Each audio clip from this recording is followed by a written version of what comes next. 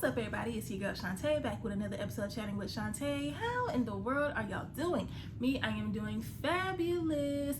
So y'all had to hurry up and get up on here because it's finna to start storming, and I was like, let me try and record this video before all the noise and the craziness starts to happen. So if you hear the weather, I'm sorry. But as y'all can see from the title, we are back with season 5, episode 9 of The Chi. Y'all, next week is the whole season finale, and I'm having withdrawals just because both my shows finna be gone. Okay, P-Valley's gone. We still don't know if there's gonna be a season 3. Stars would be crazy not to renew it for a season 3. And you know, even though The Chi, you know, is about to end for season 5, we did get that confirmation that season 6 is coming. So it's all good. I just don't want to have to wait. Okay, but this episode was pretty good. Okay, you can tell that the season is wrapping up and more, you know, ends are getting tied and more questions being answered, but also some new storylines developing that'll carry on into the next season. So I think this is a pretty good episode. Okay, and y'all know we got back from a 2-week break, not hiatus, but you know, a little mini hiatus. That's usually what shows do or whatever. So yeah, kind of knocked me off track a little bit, but that's okay. So how did y'all like this episode? I thought it was cool. So if you haven't watched the episode just yet, pause this, go watch it, because you know I don't do spoiler free. But if you've already watched it, then make sure you like, comment, subscribe, hit the bell so you're notified when I drop a video. Grab your snacks, grab your drinks, prop your feet up, and let's get it, let's go. So y'all know I take it storyline by storyline, and if you see me looking down, I got my little notes here just so I can stay on topic. So as usual, even though I don't do it in any particular order, I always start with Keisha and them just because I do. So we see Keisha and Emmett, they're out on a run. Okay, you know, the last time we were dealing with them, it was Valentine's Day. We know Tiffany came over trying to seduce him and he turned her down.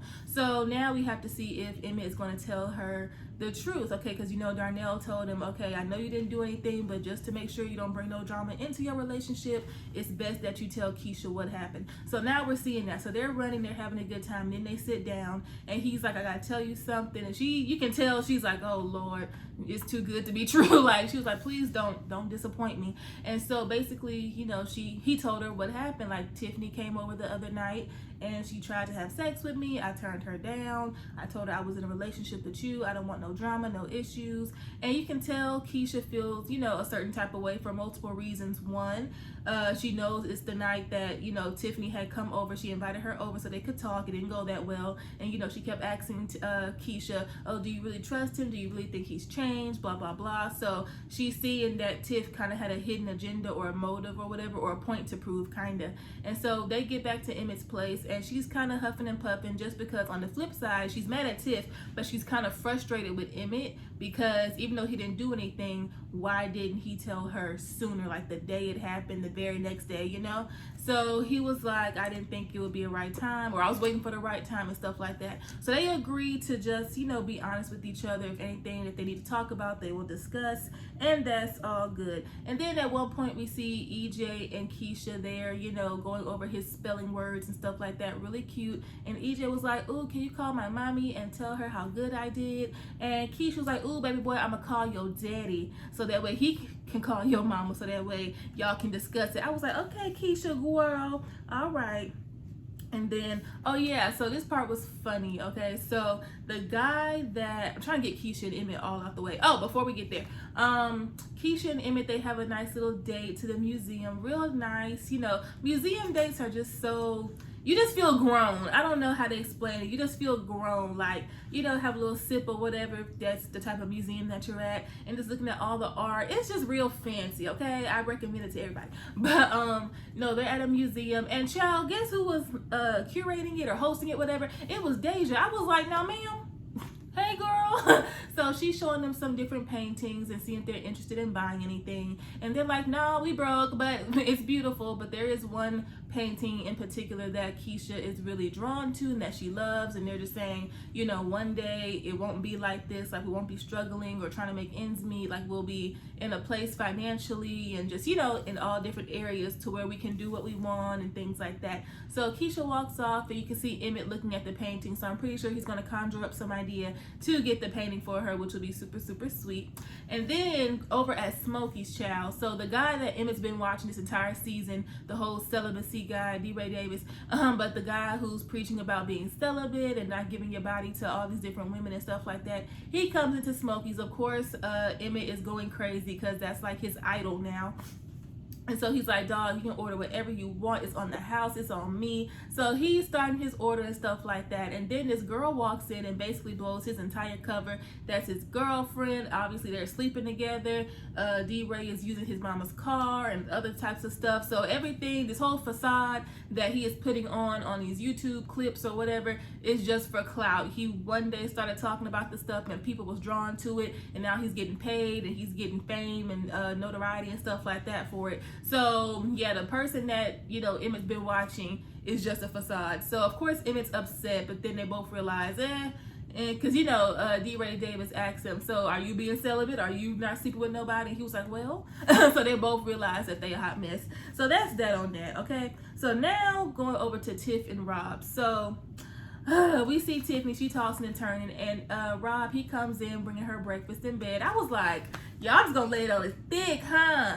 Like, y'all just gonna show us how good of a man he is, ain't y'all? And I'm here for it. So he's like, good morning, here's your breakfast. She don't say good morning. She don't say, hey, I slept good. She said, I tried to have sex with Emmett, okay? A little bit more graphic. But, you know, I tried to have sex with Emmett. Me and Rob both said, well, good morning. Like, we both said that, right? And so he's like, huh? So she's coming clean. She's confessing that, you know, she went over to Emmett's place trying to have sex with him and it didn't happen. So Rob is like, it didn't happen because you stopped it or he didn't want it to happen. Like, you know, because there's two different ways this could go. So she was truthful. She was like, you know, he turned me down. He sent me on my way. And Rob was like, dang. Okay, well, shoot. So the way he was reacting and responding was, you know, taking her aback a little bit because she was expecting him to blow up and yell at her and stuff like that. And she was like, how come you're being so calm about this? And Rob was like, listen, growing up in a house full of people who all they did was yell and bicker at each other and none of the issues got resolved, I realized that's no way to, you know, resolve conflict. So he's just like, listen, just be honest with me. I've been honest with you since day one. I don't know what else I need to do to prove this to you. Okay, I'm not gonna blow up in your face. I'ma just, you know, ask you to keep it 100 with me. I've been honest with you since, you know, from the get-go. I've laid my intentions out. So, you know, and they make up. That's really cute, okay? I mean, I can appreciate how chill he is, but child, I mean, should Rob have it? Never mind. Anyway, so then we see at one point Tiffany's doing what she do. She's assembling the weed or whatever. That's cute. And guess who FaceTimes her?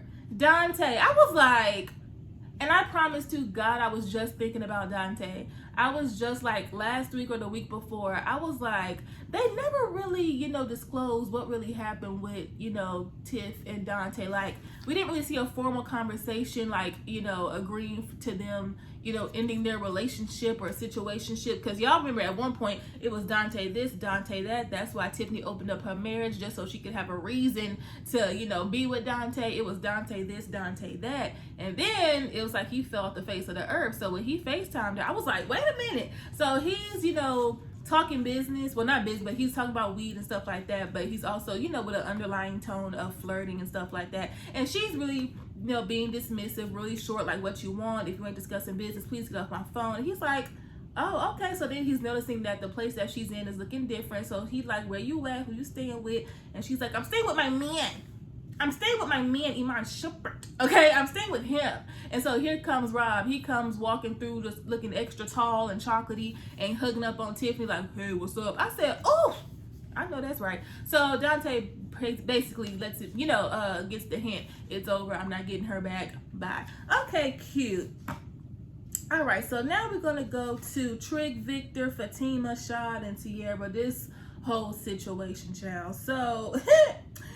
it's the same thing with Fatima. I'm so sorry. Like, I'm so sorry. And it's not that I don't understand where she's coming from, because no person, no woman, no anybody wants to feel like they're being kept hidden from the public or from their partner's friends or anything like that. But girl, you knew what you were getting into when you pursued this person. Like, you already knew. So basically, you can tell they just got through having sexuals or whatever. That's what they be doing. And like clockwork, here comes Fatima. I'm not your fetish. I'm tired of being a secret. I'm tired of being a mistress. Like, I'm tired. I was like, girl, at this point, it's been 6 weeks. Like, girl. And again, I understand completely where she's coming from. Like, when your feelings are invested with someone, you're not trying to feel like they're hiding you from the world and they're hiding their true identity and stuff like that. But you actively pursued a man, you know, or mutually pursued this person who is in this position where, like, he's portraying himself, you know, because he's running for a political position in Chicago. Like, but the thing that confuses me is he was in an open relationship with Imani, who's a trans woman, and people knew about it. So I don't even think it's the fact that, you know, Fatima's a trans woman. I don't even think it's that.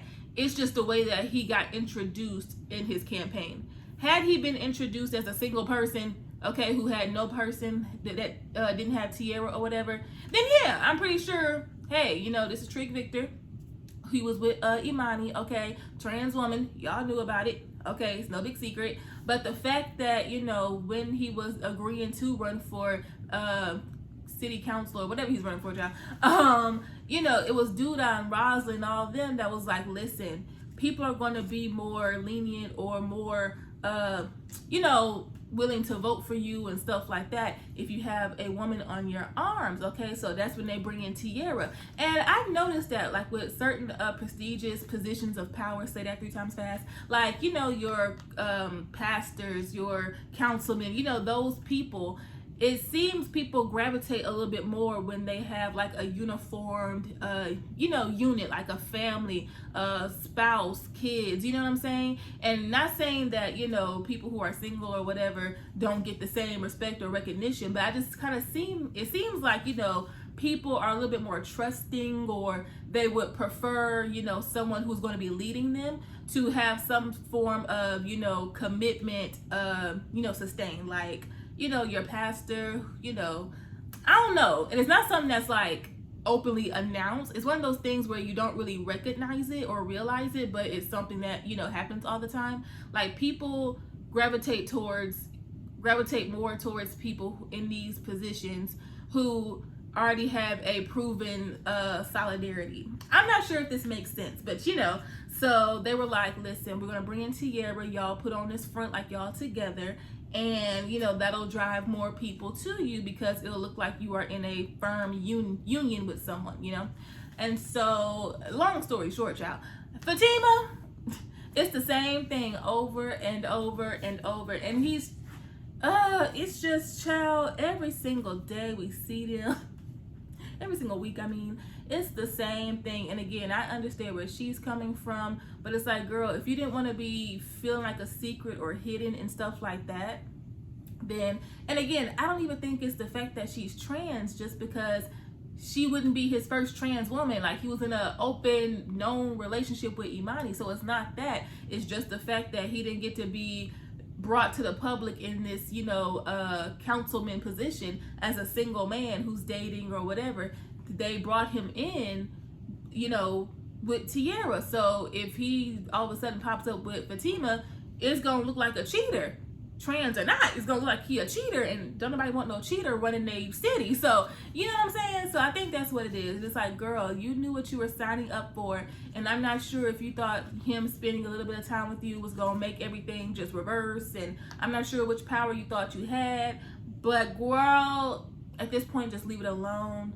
Leave it alone. And he's way too deep in the race and in the running right now to switch up now. So girl, I don't know, but she basically tells him, listen, if you ain't gonna be open and honest with yourself, because the one thing I ain't got time for is a man with 2 beards, one on his face and one on his arm. I said, oh, all right, girl, let it be known. So she's like, when you walk out that door, please don't ever come back. I said, okay, well, all right. So then at one point we see Trig Victor and Rashad, they're talking, and you know, Trig Victor's in just like a really complicated place. Like, he knows where his heart is, you know, it's with Fatima. He also said that he feels like Fatima is his soulmate. Okay, after these few short weeks, but okay, I get it.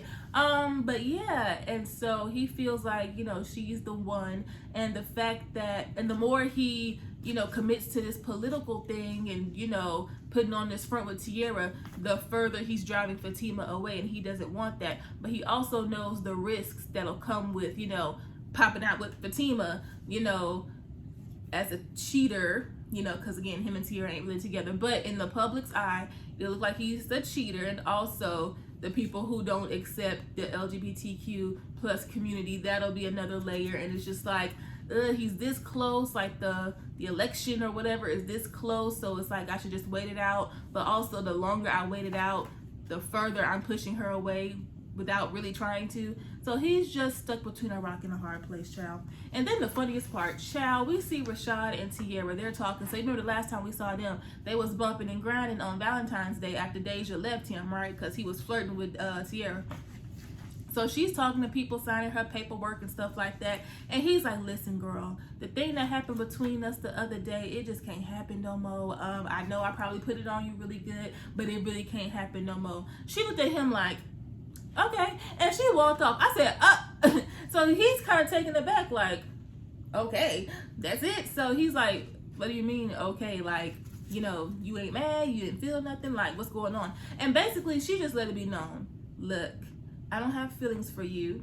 And then he's like, oh, because you have feelings for Trick Victor. She was like, no, I don't have feelings for anyone, okay? I'm a girl who likes nice things. And whoever can give those nice things to me at that moment is the person I'm going to be with, okay? So, yes, sometimes I be messing with Rosalind, okay? But you see the money she got. She's able to do nice things for me, okay? Trick Victor, he's in this position of power that'll also be able to, you know, do things for me, you know, or whatever. And at that moment, I was just horny. She didn't say this, but I'm pretty sure, you know, this is what she was alluding to, you know. And I was horny at that moment, and Rosalind was busy, so I need to get off.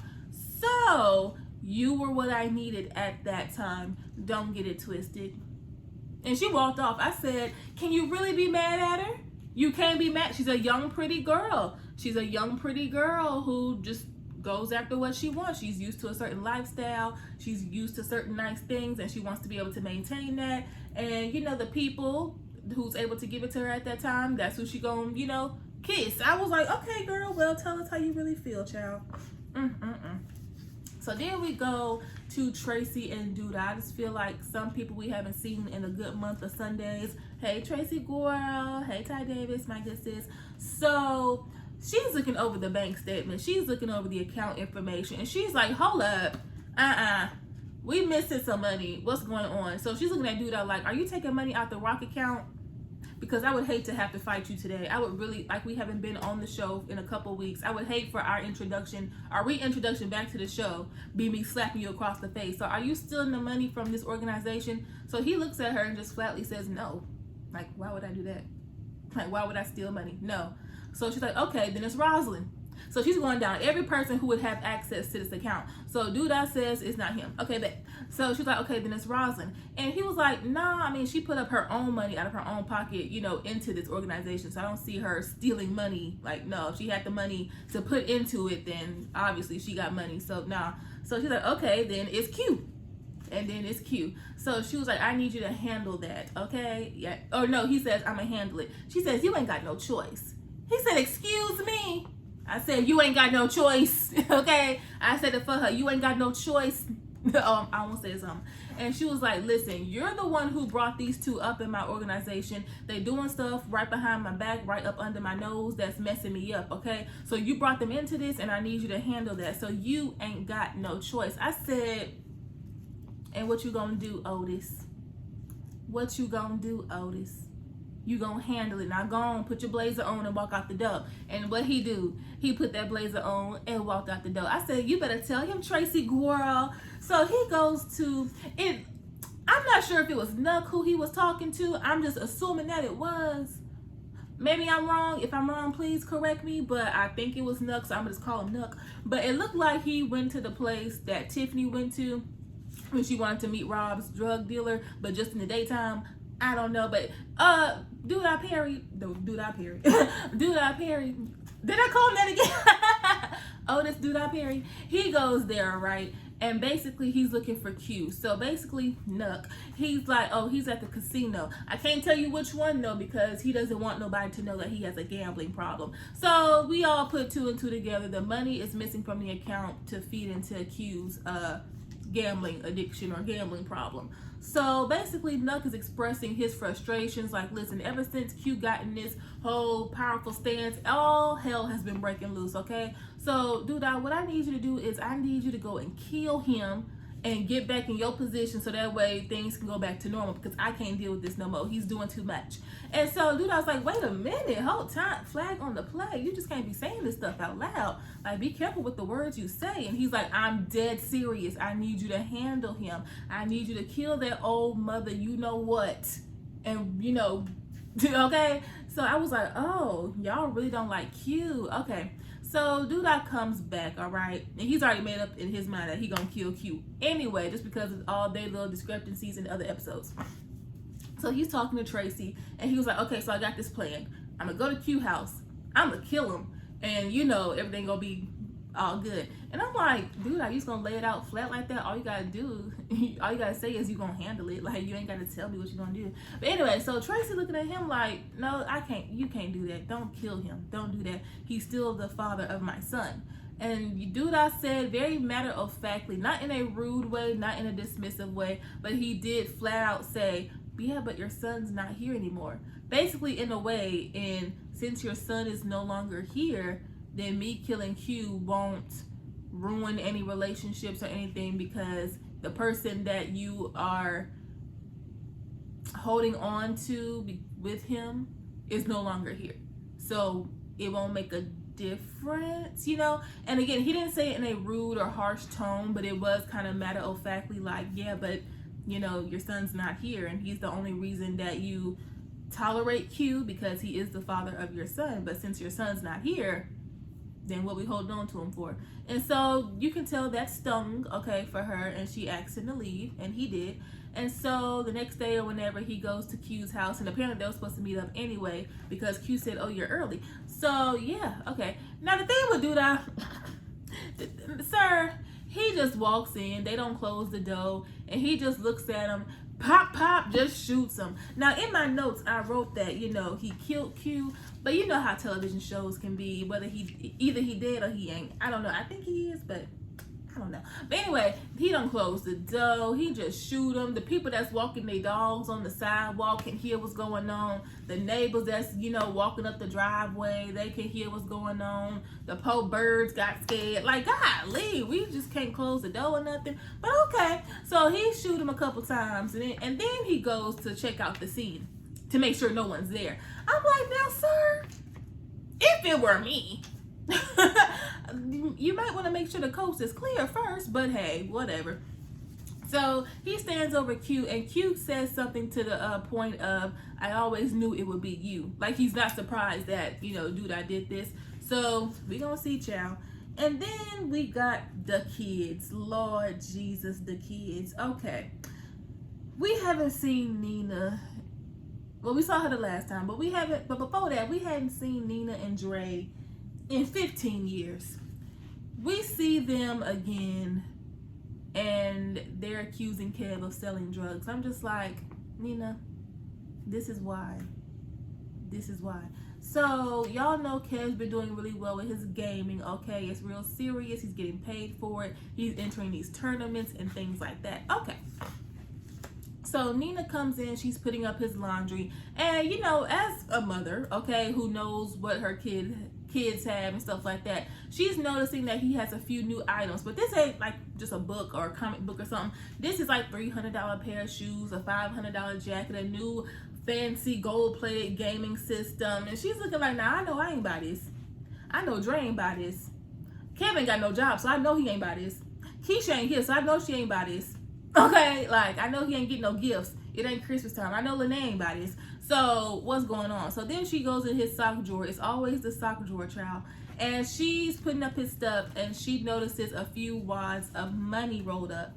And she was like, oh. So, she goes to Dre. Kevin is selling drugs. I said, Nina, good morning to you, too. Golly. And so, Dre's like, wait, what? I don't think Kevin would be selling drugs, child. Excuse me. And she was like, listen, Dre, this ain't no just regular money. I know what type of money this is. I know what you gotta do to get this type of money. So we're gonna talk to him, okay? So they're talking to Kevin or whatnot, and she's like, listen, she putting the wads of money out in front of him. So where does money come from, Kevin? Because I need to know. You ain't got no job. You ain't working. Like, what's going on? I know people ain't giving you this for no reason. Like, what's the tea, baby? And just be honest with us. He said, okay, I got it from gaming. Just very straight to the point, very straight face, like no stuttering, no nothing, just I got it from gaming. They looked at him as if he said he got it from pig racing or something, like it was so far-fetched in 2021, 2022. Girl, he be on the game 25/8, not 24/7, 25/8. They looked at him as if he was growing an ear out of his forehead. They looked at him like he was straight crazy. So they like, okay, if you're gonna be lying to us, you selling drugs, because I know you ain't getting paid this type of money for playing no daggone Call of Duty, child, okay? No Grand Theft Auto. I know you ain't doing that. And he's like, what is you talking about? I got it from gaming. Like, this is a serious thing. People, these are tournaments. These are, experts and professionals. Like, people buy tickets to come see us play, and there's big cash money prizes. And so they're like, well, where's the proof? Ain't no proof. It's the proof is in the pudding. The proof is in the cash. What is y'all talking about? So of course we as the viewers, we know he's telling the truth. And the thing with Dre is, and Ashley Miller also made this point as well, and I was thinking the same thing. She was like, Dre and Nina aren't no old parents, okay? Like, they're young, okay? They're young. And the fact that, now, of the two, I would say Nina wouldn't be as current and hip to certain things that's going on with the younger crowd. Okay, whatever.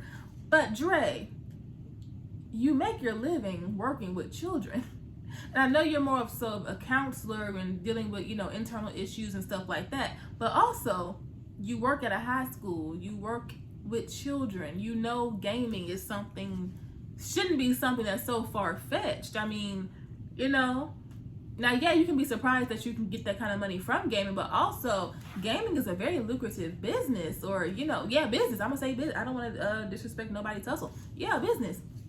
If you look at people's stats, like, people get paid serious money for gaming, like, for real. And it just makes me want to pull up my old My Scene page or something. Like, you know what I'm saying? Like, can I get paid for this? I used to hook them outfits up, baby. The little nail polish games, the hairstylist games, can we bring those back? Can I get paid for those? No? Okay. So, but no, it's like, it's not a far-fetched thing. So they're like, okay, well, tell us when the next event is. We'll buy some tickets and we're going to come see. And he was like, man, clearing my name ain't worth all that. I'm not trying to have both my mamas up in there cheering me on while I play for some money. Nah, because, you got to remember, he's still a 16-year-old teenage boy. He ain't trying to have his parents up in there. And also, it's not something that's wildly known. Like, y'all remember, he got that text message inviting him to the thing. You got to have a password. You got to have a QR code. Like, it's not just something all willy-nilly. You know what I'm saying? So, they don't believe him just because he's not providing facts, even though he ain't lying either. So, and it sucks because we've seen this happen with the three of them before. I think it was season 3, maybe season 4. I think it was season 3 though. When they were in that family therapy thing, and Nina was pointing the finger at him for something and accusing him of something, and it was just like trust issues. And right when they seem to be doing good, here we go again. So it's like, Kevin's not a bad kid. He's going through some stuff, okay, but he's not a bad kid, and he's straight up telling y'all the truth. So he gathers up his money, as he should have, and then he leaves a wallet on the table. He's like, yeah, just take it, and he goes and leaves or whatever. And then we see him over at Simone's house, and he's just frustrated, and she was like, just tell him the truth, like, tell him that you're gaming. He was like, I did tell him that. Okay, so he asked her to hide his other money just because he don't trust nobody. I was like, okay, and I don't get any bad feelings from Simone. I don't think she would take his money or do anything bad with it. I just don't want her to get in trouble. Okay, she's too cute, she's too sweet, so she better not get in trouble, because Kevin then I'll have to kick you. Okay, baby? Great. So then, where we at? Oh, that's what it is. So we see Papa. He came over to Jake's house so they could talk, because it's just been this thick tension between the two of them since the very beginning of the season, right? So basically they both Jake feels betrayed and Papa feels left out. So with Jake, he knows that Papa and Bakari have gotten close, and he feels, because Jake feels as though because Papa knows the rivalry that Jake and Bakari have, he shouldn't even be wanting to hang out with him. Like, I'm your best friend, so why are you hanging out with my enemy? The dude who made Gemma lose our baby, the dude I get into it with every time we see each other, like, and he's staying over at your house. Like, really? Like, if I don't mess with somebody, you shouldn't mess with somebody. And on Papa's side, he feels left out because if you notice, we have not seen all three of them together since like the first episode, and that was, you know, whatever, a car ride. But you know, as far as like hanging out over at each other's houses and stuff like that, we haven't seen the three of them. We've seen Kevin and Jake, and we've seen Papa. Okay, and so he feels left out because he just feels like his boys, his best friends, the people that he's supposed to be able to depend on, haven't been there, and they, you know, haven't had his back. You know what I'm saying? He's going through stuff, and he feel like his two boys ain't there for him. So he was like, you know who has been there for me though? Bakari. And you saying that I'm acting like a B word, but you just over here whining and crying because the dude that you don't mess with, I'm cool with. You telling me I can't be cool with somebody just because you ain't cool with him, who's really acting like a little wimp. You know what I'm saying? So he leaves, and that, you know, Jake just stands there, child. So then, oh, and then, you know, to resolve that issue, Papa did invite Jake to the podcast. They did resolve that issue, so that's cool. That's great. They get some common ground. That's all beautiful. But then the scene that we've been waiting for, or at least I've been waiting for. So we know, you know, the deal that Papa and Bakari made for Valentine's Day. If Papa writes that Valentine's Day card to give to Lene from Bakari, then Bakari has to apologize to Jake and Gemma. So the time has come. So he goes over, well, Bakari pops up to Jake's house, okay? Gemma opens the door, and she's like, ooh, okay. So she invites him in, and everybody's kind of frozen. So Jake, Kev, Maisha, and Gemma were all there. And so they're all kind of looking like, oh, snap, anything can go, it can go either kind of way right now. So Jake's like, what is you doing here? Like, who invited you? Like, what do you want? Like, ugh. And so Gemma like, let him talk, dog. So, you know, Bakari, you can tell he's very emotional. You can tell he feels really, really bad, and he's just, you know, really apologetic, very sincere, very genuine. You know, I'm sorry, I didn't mean for that to happen. Like, it was never my intention. I'm so sorry, you know.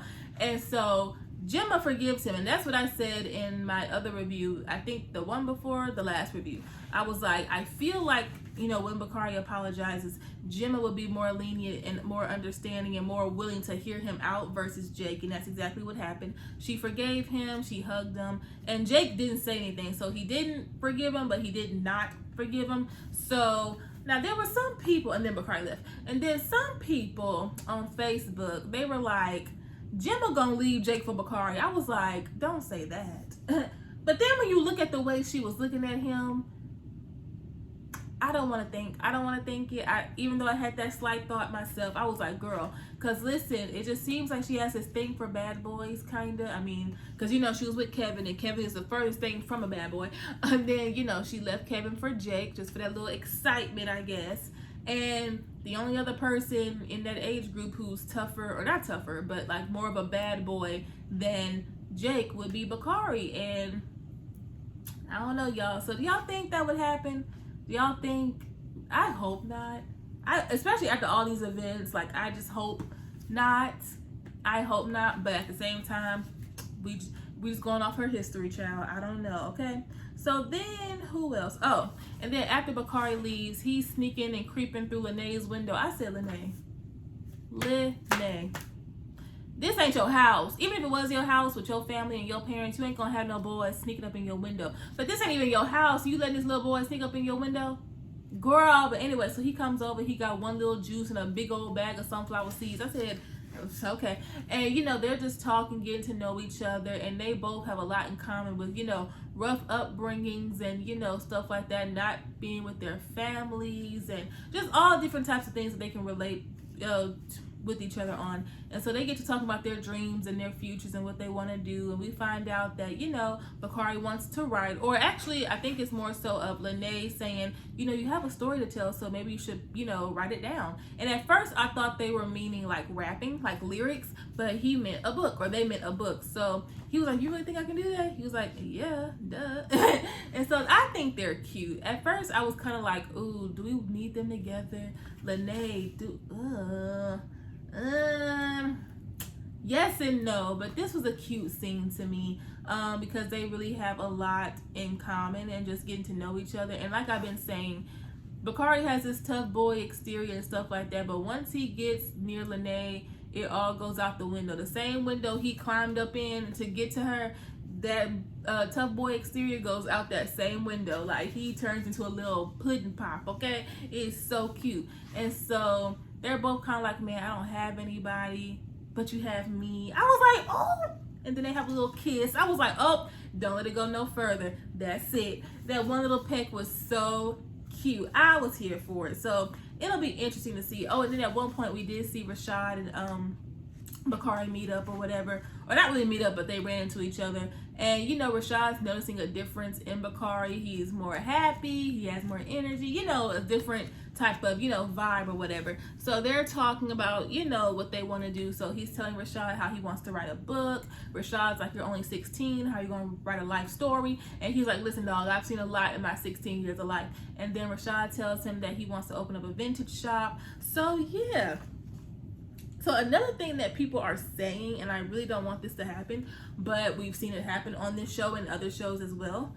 People feel like something bad might happen to Bakari just because he's now starting to get his life together and getting on track and trying to do the right thing and, you know, mend fences with people. Like, he's really trying to, you know, get on the straight and narrow. And people may feel like, you know, because this is happening with his character, something bad might happen. I really don't want that to happen, just because I would love to see his continued growth. But if you think back to season 3 with Ronnie, then it's not something that hasn't been done before. You know, we know Ronnie was known for messing stuff up and just, you know, all types of different stuff, right? And then right when he was getting his life together, he was finna go with his friends and start a new life.